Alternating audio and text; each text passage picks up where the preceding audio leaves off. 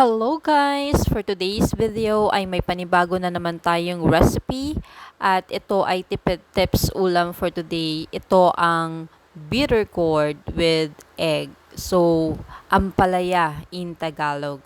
So, ayan guys, ang ampalaya ay nakakatulong ito to control blood sugar and also helps,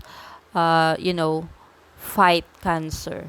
So, yan ang kagandahan dito. So, ayan guys, meron din ako dito ng 2 egg at ayan, minekos-mekos ko na nga para naman ay masimulan natin ang pagluluto ng ampalaya with egg. So, ito nga palang ampalaya guys ay inibabad ko na to sa tubig with asin ng 4 na oras. So, medyo nag-greenish yung water niya at yun ay ang pait nitong ampalaya. So, para pag niluto natin siya, hindi siya kapaitan kagaya mo. Charot lang! So, ayan guys, naglagay na tayo dito ng mantika para naman ay masimulan. So, ayan, antayin lang natin ito. At ito na ang ating ipinapad na bawang at sibuyas. Inilalagay ko na siya dyan guys. Meron din tayo ng kamatis. So, nilagyan ko din siya ng kamatis. Sabi daw nila, pampakinis ito ng balat ang kamatis. So, ayan. Igigisa lang natin ito. At after that, ilalagay na natin ang ampalayang kasing bitter mo.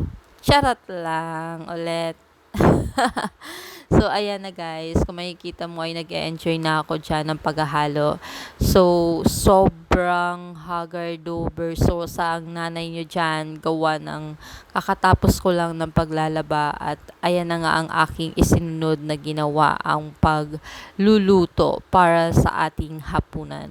So, ayan guys. Nilagyan ko lang siya ng patis instead ng asin. Gawa ng, alam naman nating mas masarap talaga kung parang may timpla siyang isda. So, ayan na guys.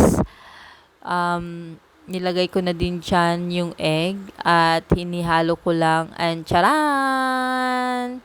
Ito na po ang ating finished product. Wow! Sobrang sarap niya guys. Actually, nung kinakain ko siya, paulit-ulit ako na sobrang sarap at nawala talaga yung pait. So, ayan na guys.